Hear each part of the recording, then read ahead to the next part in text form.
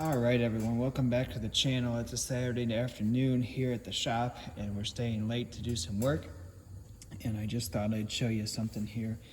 It's going to be my favorite TPMS screw tool. And I brought everything out that we have here, all the different ones through the years. I've been tire tech now for over 20 years.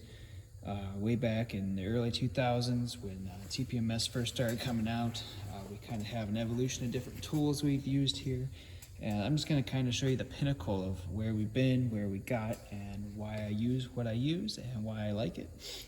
And start out, I'll just show you this. If you're a tire tech, you're familiar, you know what that is. That's your TPMS sensor. It goes in there, and all the newer ones pretty much have this little T10 torque screw down there that holds the sensor to the valve stem. Now, a lot of times you either have to change the sensor, you have to change the valve stem when you're doing new tires, or both, depending on what you're doing. And this is probably the simplest thing, is just a screwdriver with a T10 bit, and you turn that and it comes out, and you get the idea there. And I mean, there's nothing wrong with that, but when you're doing about 60 of these a day, that gets old really fast. You got this here's one from Schrader. It's a torque wrench one, same thing. It's just locked in there and it's preset to a certain torque, and we always got it. This here is an old school tool from Mac Tools. It's got this twist thing here. I don't think that's what this was originally for, but that's what it is nonetheless. And you can use that to do it when the tire's still on it. I'll show you that here in a minute. And then here's a Pittsburgh Pro ratcheting T-handle. I used this for a long time. It's kind of nice that you got that ratcheting thing there, and you can kind of go a little bit quicker than you normally would, on and off. And that's just a cheap way. And again, this here is from Meyer Supply. This is a ratcheting T-handle with the torque set as well. So pretty fancy, pretty expensive. But what I found the best combination for me doing this many per day is this Bauer 4-volt screwdriver from Harbor Freight. And you can see there, it's just regular screwdriver. It's kind of big. It has this that adjusts. You can make it a pistol grip, and it's just got this regular 1/4-inch bit driver here, so you can put any bit in it you want. It's not just TPMS specific or anything. That's just to show you the hex bit. And then I use these, well, this one's worn off, you can see it better on here, these Dewalt 2-inch extended T10 impact driver bits. Now they don't have to be impact, but that's what I found. I like these Dewalt ones. They seem to hold up pretty good. And the reason I like these over your regular bit like this is just because on certain sensors, it kind of gets in the way. You don't have enough to get all the way up there.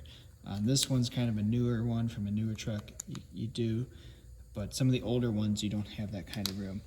But let me just show you on this here why I like this so much. This is kind of how I have it set up standard. And you just take this right out. Got plenty of torque. Pull that screw out. You can remove it just like that. And then when you put the new one in, it's got plenty of torque as well. Puts it right in there. Now, I know what you're thinking. Is it too powerful? Is it going to strip it? These have torque specs. Well, not really. I'm sure if you just held it down, it might break the plastic, but I've gotten used to this. It works pretty well. And like I said, I do about 60 of these per day. So in, out. It does have a charger that's specific. It's not like USB or anything. That'd be the biggest drawback, I think. And it's got this light here on the end. I don't know how useful that is for me. Depending on your trade or something, what you do with this may be different. But I love this. The battery lasts all week. I charge this about once a week, and no issues. I've been using this for almost a year now, every day. Haven't had an issue. I keep it in my tool pouch. I'll show you that in another video. I'll link that one in the description. And then the other thing here that I use is this guy from Amazon. It says Column Pro. Don't know who makes that. I'm sure it's made in China. And this is a great little addition here. Just like this, snap that on, and that is perfect for doing it with the tire still on. And I'll show you that here in a minute. It's similar to this guy here. You could pull this out and use it give you a little bit of an extension. Might be easier to hold on to, but this is the one I got because Mac no longer makes this. It's discontinued. I might search for something compatible. The gears are a lot finer in this than in here, but this is so compact to just carry it around in my tool pouch like this that that's what I use, and it's always ready. So I'll show you what I mean here. I'll spin you around with the tire on here. So over here on my Hunter machine, I got the bead broke on the top, the tire pushed down with the tools that allows to do that. And I just want to show you what I mean here. So if this needed a new sensor or a new valve stem or something, we can get right in here like this with this tool, and we can take this off. Just come in here just like that. Careful not to drop it or anything. That comes out, and you change your stem, change your sensor, whatever you got to do. And then the same thing going back in.